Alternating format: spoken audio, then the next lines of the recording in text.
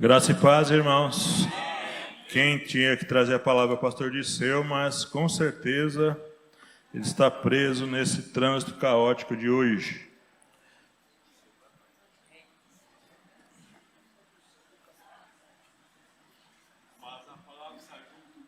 Amém. Queria que os irmãos abrissem a Bíblia de vocês, aí no Evangelho de Lucas, capítulo 17. Lucas 17.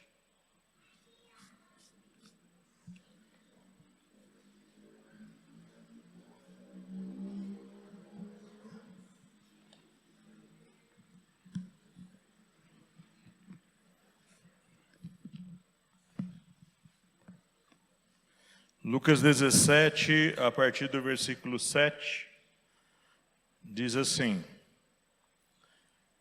E qual de vós terá um servo a lavrar ou a apacentar gado, a quem voltando ele do campo diga: Chega-te e assenta-te à mesa?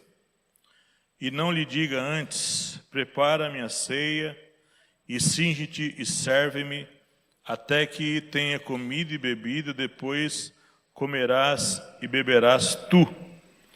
Porventura dá graças ao tal servo, porque fez o que lhe foi mandado? Creio que não. Assim também vós, quando fizerdes tudo o que vos for mandado, dizei: somos servos inúteis, porque fizemos somente o que devíamos fazer. Pai, eu quero te agradecer por mais esta noite, por esse tempo que temos aqui nas quartas-feiras, para ouvirmos uma palavra, para podermos, Pai, ouvir, Senhor, do Senhor algo, para podermos louvar o Senhor com cânticos de louvor ao seu bendito nome. Pai querido, aqueles que estão a caminho, como o pastor e a irmã Ruth, esteja guardando os teus servos, Senhor, onde quer que eles estiverem, em nome de Jesus Cristo, Pai amado. E nós que aqui estamos, pedimos que o Senhor fale conosco, que o Senhor use a minha vida pela sua grande misericórdia, que essa palavra fale e toque profundamente e transforme o nosso coração. Eu lhe peço, meu Deus, em nome de Jesus Cristo, amém. Eu acredito, irmãos queridos, que nós podemos fazer muito mais do que nós podemos fazer. Eu quero trazer aqui uma breve reflexão sobre ainda dá para tirar um pouco mais de nós mesmos. Ainda dá para se doar um pouco mais. Eu acredito que ainda dá, mesmo na velhice, ainda dá para a gente poder fazer algo mais para Deus, além daquilo que nós já fazemos. Eu acredito, você vê esse óleo de oliva, sai da onde? A oliveira produz o quê? E como é que tira o óleo dali? Tem que prensar. Como é que tira o suco da uva? Eu sei que tem processos diferentes hoje em dia, mas o tradicional é como? Tem que esmagar. Tem que prensar. Então, para tirar o melhor de nós, às vezes nós precisamos ser prensados. Dar o louvor, irmãos, a Deus, quando nós estamos gemendo pelo sofrimento. Dar adoração a Deus quando as coisas não estão fáceis. Exige de nós muito mais do que o normal. Jesus fala aqui de uma parábola de uma pessoa que estava trabalhando no campo com o gado, e ele era um servo, e quando ele chega em casa, vou me servir, né? Vou comer, porque eu estou cansado. Não. Você vai me servir primeiro. Essa parábola aqui mostra que, independente da nossa condição física ou econômica, Sempre há espaço para nós gastarmos e derramarmos mais óleo na presença de Deus. Aquela oferta que você dá a Deus, quando você só tem aquele dinheiro, que nem a viúva lá. Ela só tinha aquele dinheiro, irmãos. Adorar a Deus na cadeia, como Paulo e Silas, exigia muito mais do que uma vida normal. Deus não está atrás de servos que sirvam a Ele dentro de uma vida racional, da possibilidade que eu tenho.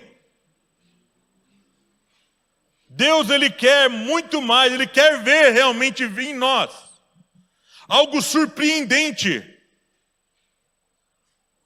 Deus pode nos surpreender essa noite. Irmãos, o que Jesus fez foi muito mais além do que um servo faria. Jesus, Ele passou o que passou, e Ele fez muito mais. Jesus fez muito mais do que lhe foi mandado.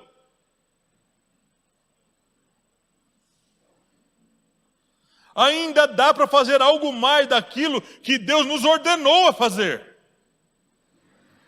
É aquele negócio de você vir cantar aqui, ministrar o louvor naquela noite, saber que naquela noite, naquele dia, você vai pregar a palavra. Você vai ter que pregar uma palavra de encorajamento para alguém aqui nesse lugar, mas você mesmo se sente destruído por dentro. Naquele dia que você vem pregar aqui, louvar aqui, enfermo. Naquele dia que você vem aqui trazer algo de Deus, você vai visitar alguém num hospital ou na casa de um irmão que está passando dificuldade. E chega lá, o irmão está passando grande dificuldade, mas você olha para você, você está pior que ele. Mas mesmo assim você vai. Você faz muito mais daquilo que você pode fazer.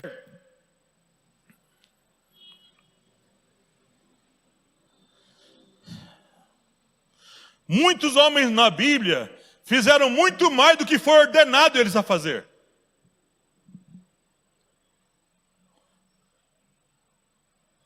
O Paulo e Silas na cadeia, o João lá na ilha de Pátimos, velhinho já. O João na ilha de Pátimos, velhinho, teve que escrever um livro. Teve que escrever o livro do Apocalipse.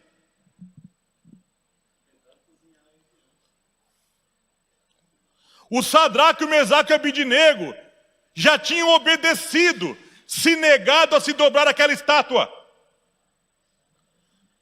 Mas eles avançam além do que foi pedido. Nós não vamos nos dobrar a sua estátua, rei. Vocês vão para a fornalha, manda. Nós não obedeceremos a sua estátua. E nem você. Se o Senhor tiver que livrar, Ele vai livrar. Mas nós não nos dobraremos.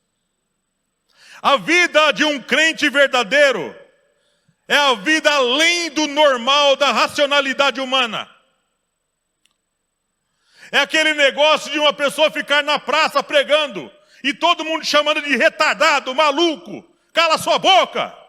E ele está ali, irmãos, anunciando uma palavra, porque ele acredita que aquela palavra vai entrar em algum coração. Alguém vai ouvir aquela palavra.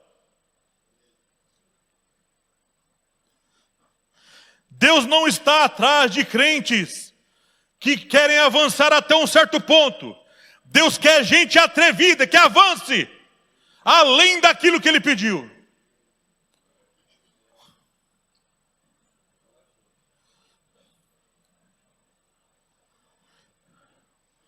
Irmãos queridos, para fazer o que Jesus fez, tinha que ser atrevido.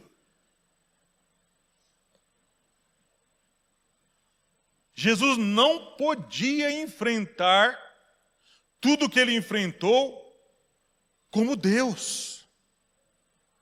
Ele tinha que vencer todo aquele turbilhão de pecados e ataques como homem.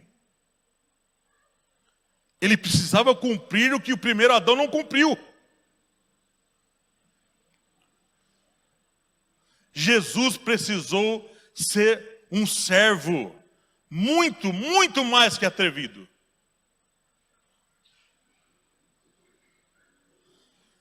Jesus foi além ainda daquilo que nós imaginamos. Na cruz, sendo Deus, podendo arrasar todo mundo ali. Ele poderia descer da cruz, quando sugeriram para ele, desce da cruz. Você não é filho de Deus? Ele poderia fazer isso. Naquele momento ali, não sabe o que eu poderia chamar? Quantas legiões de anjos? 12, né? Eu poderia chamar um monte de anjos aqui, eles iam lutar por mim. Mas ele, não. O meu propósito não é esse. Não. Na cruz ali, irmãos, ele faz aquilo que tem que surpreender. Não é aquele negócio de esperar Deus falar, é agir. Pai, perdoa-lhes, porque não sabe o que estão fazendo. Sabe quem foi que fez muito mais do que foi ordenado? Estevão. Estevão perdoou. Com pedrada e gente xingando e batendo nele. Irmãos, nós temos que ir além daquilo que é o normal para todo mundo. Se o camarada mandar sair uma légua, vai com ele 2. Se o cara pedir como que é a túnica, dá para ele a capa também. Uma pessoa vem aqui, compra um leite para mim. Vai lá, compra o leite, compra o pão, compra o negócio para pôr dentro do pão. Que nem o pastor disse, eu faz muito aqui. Pastor, eu preciso de um dinheiro para comprar um arroz. Compra o arroz, toma o dinheiro, compra o feijão, compra uma carne também, que você não vai comer só feijão e arroz. Toma isso aqui também. É fazer além daquilo que foi pedido para fazer. Jesus, ele testa a gente todo dia. Esses moradores de rua, essas pessoas pedintes na rua, que alguns chamam de vagabundos. Eu não digo sempre que você vai fazer isso. Mas o camarada pega, o senhor tem uma moeda de R$1? E você vai lá e dá R$10 para ele. Irmão, esses dias eu peguei um passageiro. Irmãos, eu nunca vi uma cena que nem aquela. Eu me senti envergonhado, porque não foi eu que fiz aquilo, foi o passageiro. Um rapaz, irmão, caindo aos pedaços na rua. Eu pedi um dinheiro, moço, eu só quero beber água. Me dá um dia para me beber água, estou com sede. O cara pegou e tirou uma nota de 50, irmão. Toma aí, ó. Vai lá e bebe água, come uma comida. Irmão querido, a reação daquele morador de rua, eu não consegui parar de chorar no carro. Ele gritava de alegria.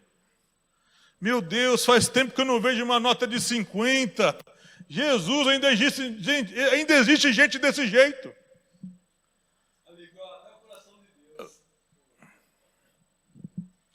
É fazer além do que foi pedido.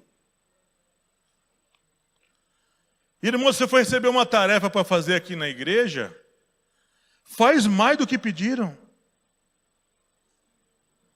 Pediram para você ficar na portaria, vem mais cedo, arruma o seu lugar, arruma um lugar para os outros também, faz o serviço do outro.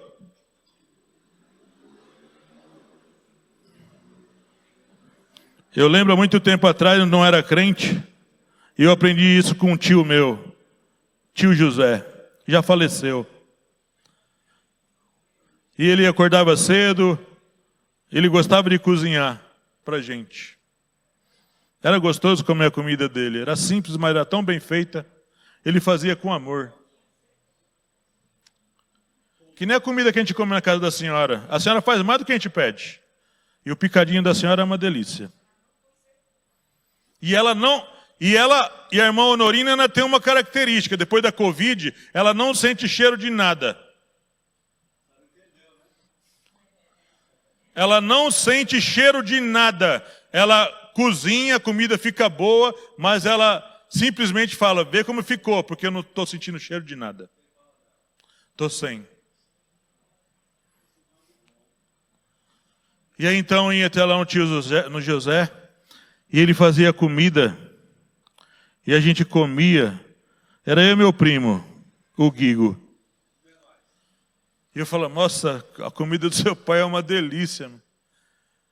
Aí depois a gente deixava os pratos na mesa, e ele falava para o Guigo, pega os pratos para me lavar a louça. Não fui eu que coloquei os pratos? Ele falou assim, não é assim que eu te ensinei. Mesmo que não foi você que fez, não foi você que sujou, mas vai e faz. Voluntariamente. Não precisa mandar. Irmãos, nós precisamos ir além. Por que nós vemos aqui a casa de Deus e não precisamos de glamour para poder oferecer um bom louvor, para poder dar uma boa... Eu só vou preparar uma palavra boa quando a igreja souber que a igreja vai estar cheia.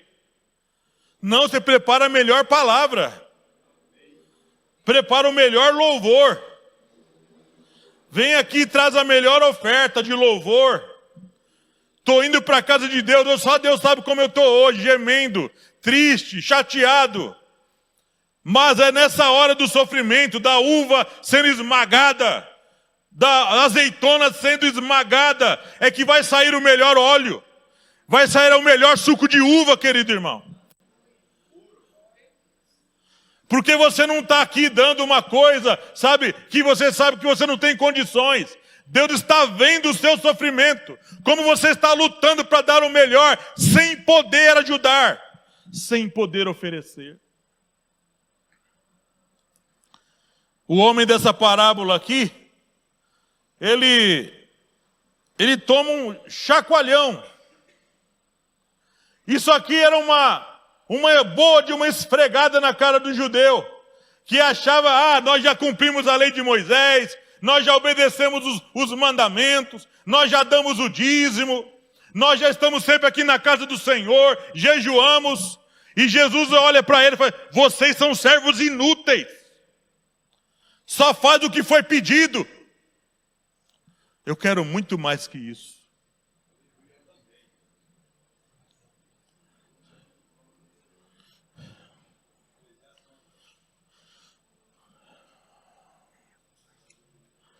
E aí ele fala no versículo 10, assim também vós, quando fizerdes tudo o que vos for mandado, dizei, somos servos inúteis, porque fizemos somente o que devíamos fazer. Quando você vier louvar, fazer qualquer serviço na casa de Deus, pregar, ir numa visita, irmão, vem preparado para fazer além. Vem preparado para doar mais. Para às vezes pôr a mão no bolso.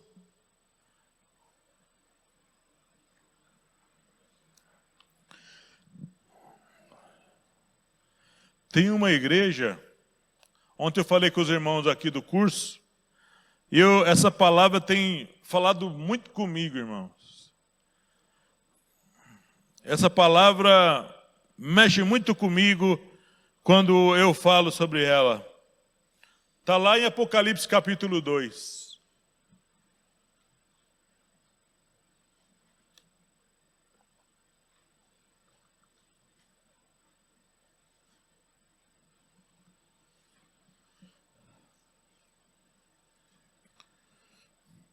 Apocalipse capítulo 2, do versículo 1 ao 7.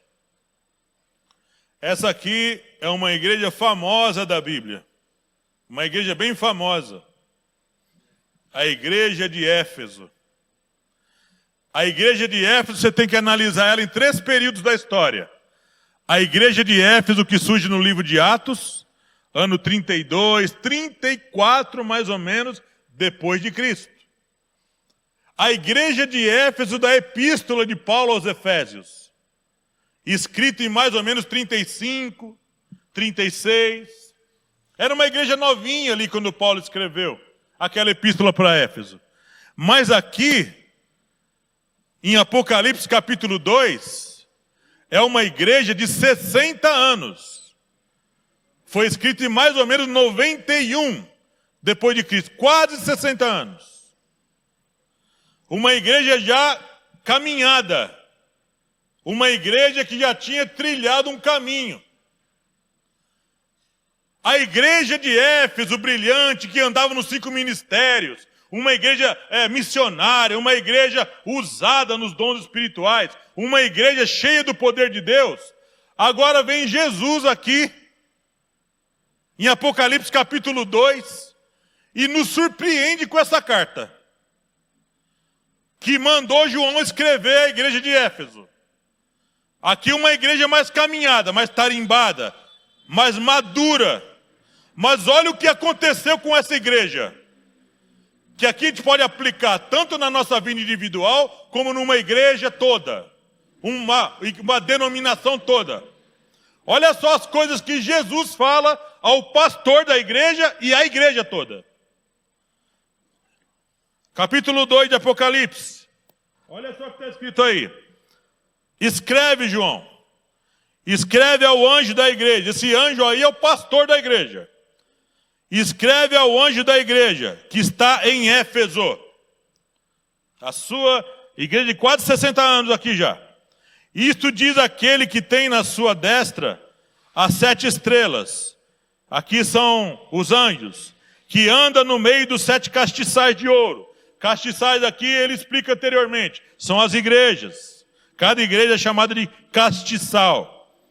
Verso 2. Olha só, ele vai descrever todos os pontos positivos dessa igreja. Pontos positivos, mas depois ele surpreende. Olha o que Jesus fala para essa igreja.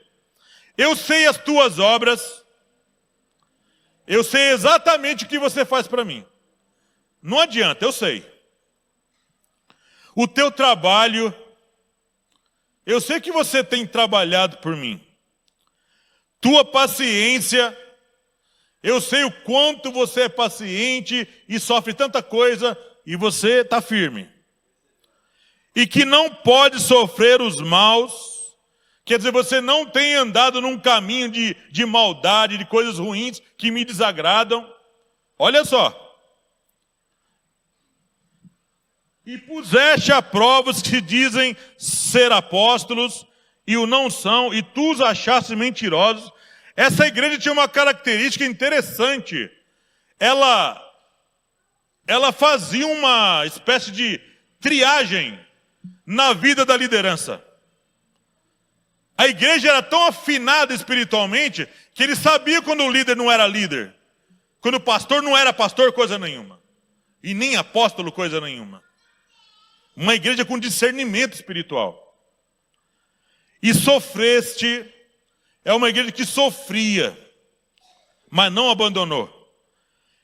E tens paciência, e trabalhaste pelo meu nome, e não te cansaste. Se essa epístola terminasse aqui, se fosse cortada aqui, e João não falasse mais nada, a gente fala, essa igreja, essa igreja é modelo. Essa igreja faz muito mais do que pede para ela. Aí Jesus, no próximo versículo, surpreende a gente. Olha o que Jesus fala. Eu tenho, porém, contra ti, que deixaste o teu primeiro amor. Que é isso aqui, irmãos? Essa igreja aqui de Éfeso, essa igreja mais antiga, estava andando no automático. Eles conheciam tudo. O camarada que sabe tocar bateria, não tinha mais vida com Deus. Eu sei tocar bateria. Não é o que vocês querem ouvir? Eu sei tocar bateria. Você não quer que eu toque o violão? Eu sei tocar violão. Me põe lá que vai sair música dali. É o pastor que decorou as técnicas de pregar. É o crente no banco que decorou as letras dos hinos. É o fulano lá da portaria que sabe como fazer lá. Me põe o serviço lá que eu sei o que fazer. Eu vou dar sorriso para os irmãos quando entrar. Vai ser tudo no automático. Eu sei fazer. É a igreja técnica, a igreja profissional. É a igreja, irmão querido, de profissionais de púlpito. Profissionais de igreja. É o pastor está recebendo salário, a igreja paga as suas contas, está tudo em dia. Tecnicamente, diante dos homens, está tudo em dia. Mas não é para Deus. Nós podemos desenvolver uma vida religiosa com Deus somente com técnicas. É o fulano que sabe rezar, que sabe orar, sabe que tem que ajoelhar. Ele jejua, ele vem no jejum, ele jejua como os outros. É a pessoa que sabe, ele domina, sabe, ele decora as formas. Tem até gente que imita dom de línguas. Imita.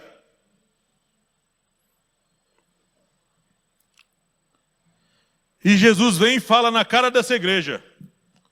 Ele fala para a igreja de Éfeso: tudo aqui que vocês fazem é tudo muito bom. Vocês sofrem, trabalham por mim, mas é tudo para vocês. Não tem nada para mim aqui. Vocês deixaram o primeiro amor. Vocês não fazem nada do jeito que eu quero. Vocês decoraram tudo. Vocês funcionam no automático.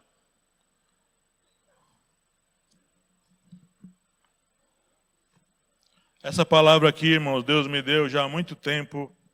E há muito tempo que eu venho olhando essa palavra, falei: meu Deus, eu te sirvo de verdade, estou fazendo as coisas de verdade, ou é só técnica? É tudo no automático. Se alguém mandou orar, vou lá, estendo as mãos, oro. Mas não tem fé naquilo. É tudo aparência. É tudo técnica. É tudo profissional. Os irmãos choram no banco porque o Espírito está no ambiente. O Espírito de Deus está aqui. Os irmãos choram, eles sentem a palavra. Há uma sinceridade na quem está buscando. Mas às vezes quem está fazendo, não há uma sinceridade. Não há primeiro amor. Não tem oração naquilo. Não tem jejum, não tem consagração.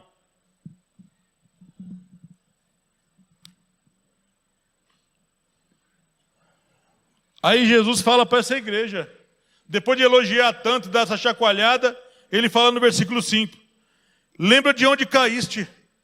Vocês estão caídos. Igreja de Éfeso, vocês estão caídos. Vocês não estão em pé. Vocês não estão de cabeça erguida, vocês estão caídos. Caídos. Vocês estão vivendo uma vida toda errada. Lembra-te, pois, de onde caíste e arrepende-te. Pratica as primeiras obras. O que são as primeiras obras? Aquelas feitas no primeiro amor. Com Jesus de verdade. Sabe quando Jesus era tudo que importava para a gente, para você? Quando fazer uma coisa para Ele te causava grande emoção. Quando alguém chamava você para pregar ou para louvar, você sentia aquele tremor nas pernas. Aquele medo, sabe, de errar, de fazer besteira. Sabe aquela sinceridade do medo de uma criança? Que você fala assim, se você fizer errado, você sabe o que vai acontecer. Aquele medo de um filho, no temor do respeito ao pai. Não é subir aqui de qualquer jeito, irmãos. Não é fazer de qualquer jeito. Não é servir a Deus de qualquer jeito. Sabe aquele temor de você receber o dinheiro e não tirar o dízimo? Não tirar uma oferta para Deus? Tratar o dinheiro como qualquer coisa?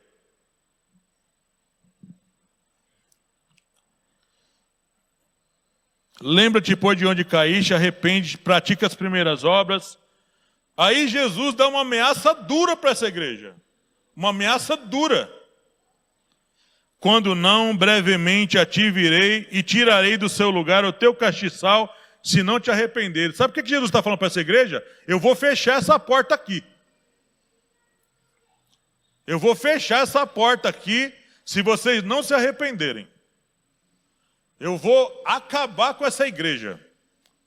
E olha, irmãos, vocês aqui que já estudaram um pouco, e já uma coisa que eu já falei aqui, das 7 igrejas do Apocalipse, nenhuma existe mais.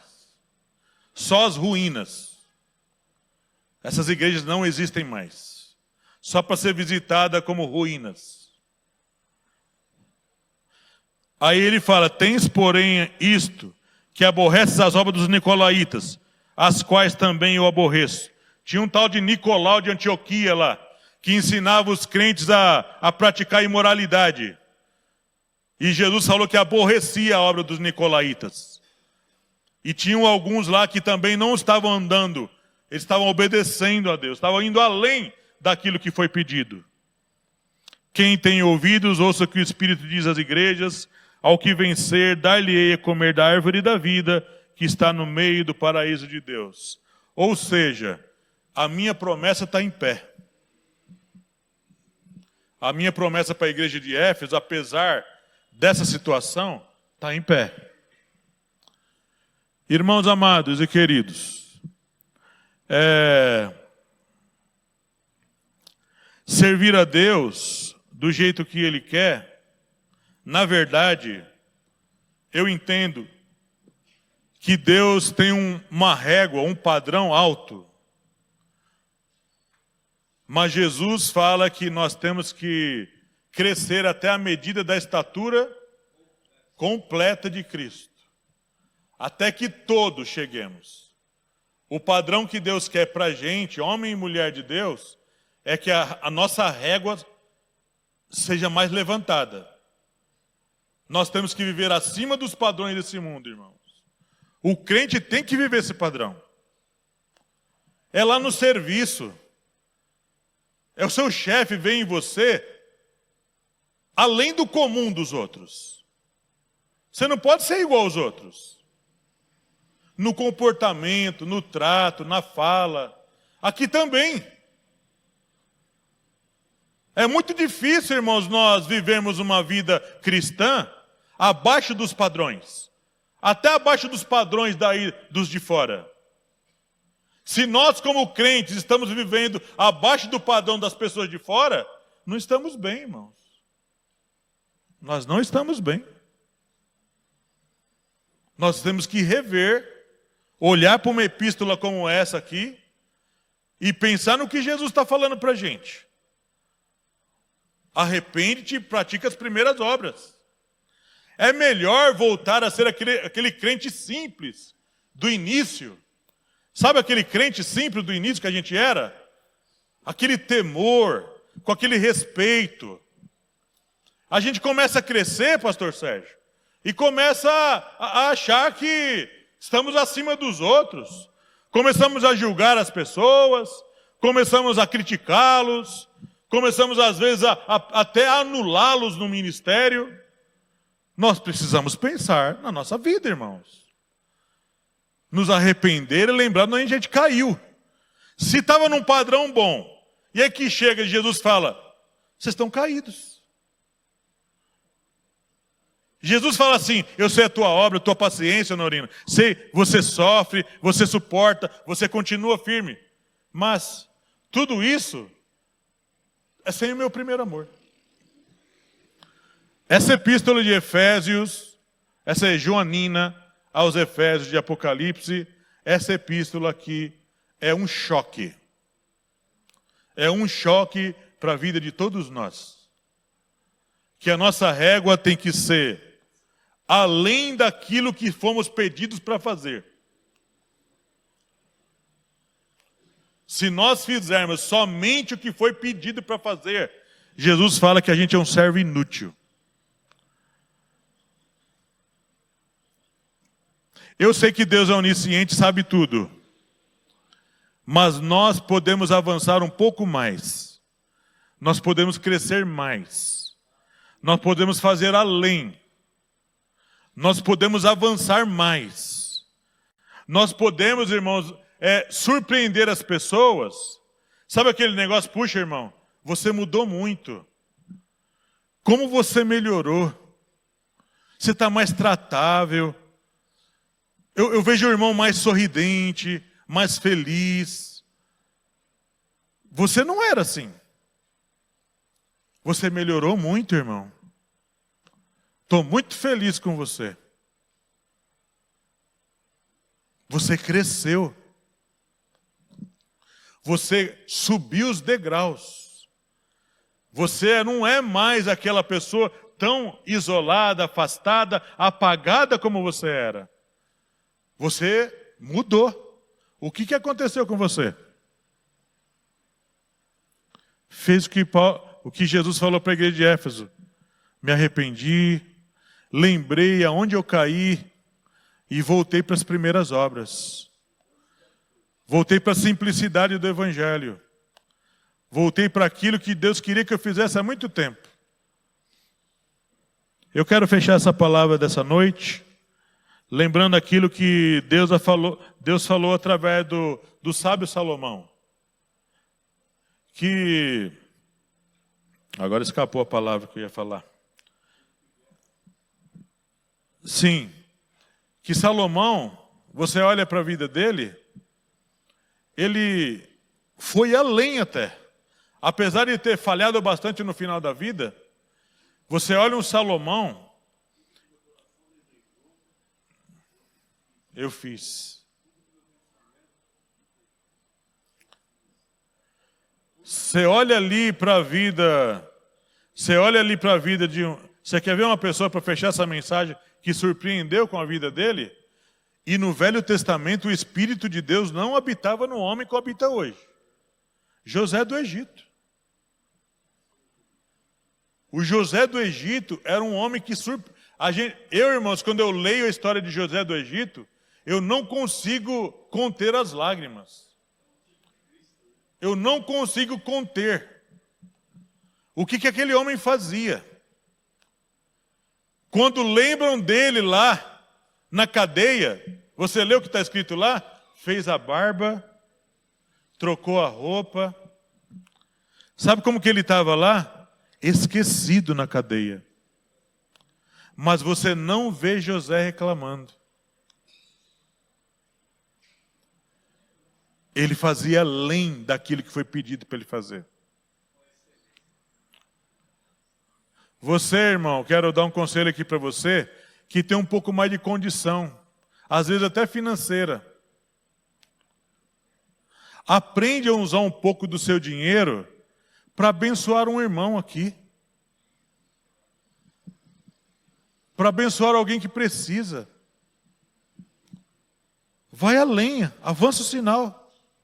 Surpreenda o Senhor. Deus está esperando essas atitudes. Pastor, eu quero... Que nem tinha uma irmã aqui. Eu quero limpar o banheiro. Posso? Quanto você quer receber? Não quero nada. Não quero salário nenhum. Eu quero vir aqui doar umas horas do meu dia para limpar o banheiro. Ela fez muito mais do que foi pedido.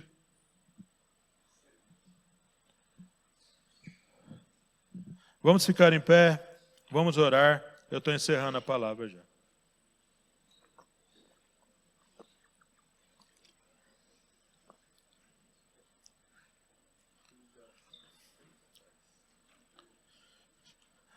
Vamos orar por José Antônio, recuperação de cirurgia de câncer. Vamos orar pelo José Antônio. Tem algo no verso? Eric Kemily, libertação, irmã Giovanete, né? A mãe deles, não? Vamos orar por eles e por nós também. Pai querido, eu quero te louvar, te agradecer pelas nossas vidas, te agradecer pela sua palavra. Quero pedir ao Senhor, meu Deus, por mim e por todos os meus irmãos dessa congregação, tantos que aqui estão como aqueles que não estão. Senhor, em nome de Jesus, ensina-nos a viver numa dimensão muito maior daquilo que nós vemos, do natural. Ensina-nos a andar num sobrenatural glorioso, Senhor. Ensina-nos a viver num sobrenatural glorioso, de maneira que o Senhor, Pai querido, nos use de maneira surpreendente, Senhor. Faz isso na vida do mais simples dessa igreja. Faz isso na vida de cada líder dessa igreja. Levanta, Senhor, surpreenda-nos nesse lugar. Com vidas, Senhor, talvez apagadas hoje, mas levanta nessa noite. Senhor, eu quero também apresentar diante do Senhor a vida do José Antônio. Traz uma recuperação completa, Senhor, a esta cirurgia que ele passou de câncer. Traz cura completa desse câncer, Senhor. Sabemos que é uma doença terrível, mas para Ti nada é impossível. Senhor, apresentamos também a vida do Eric, da Kemily, da irmã Gilvanete. Pai, opera libertação, cura, principalmente na alma dessas vidas, Senhor. Traz conversão verdadeira sobre esses corações. Senhor, em nome de Jesus eu Te louvo. Eu Te glorifico pelo poder glorioso da Tua palavra, Senhor. Aviva-nos, levanta-nos com poder, com graça, com unção poderosa, para arrebentar as cordas do inferno, Senhor. Nós Te pedimos isso e nós somos gratos. Dá-nos uma noite abençoada de descanso. Em nome de Jesus Cristo. Amém. Graça e paz, queridos irmãos. Deus os abençoe.